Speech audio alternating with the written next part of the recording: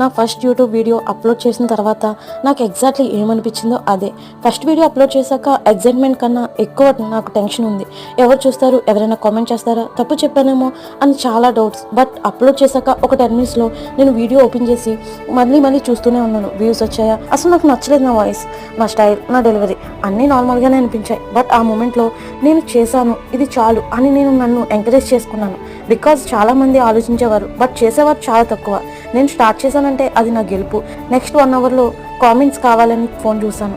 0 views, 0 likes, 0 comments, అన్ని 0 వచ్చినా అందరికీ చెప్పిన ఒక లైన్ ఉంది, నేను ట్రై చేస్తున్నా, రిజల్ట్ గురించి టెన్షన్ కాదు.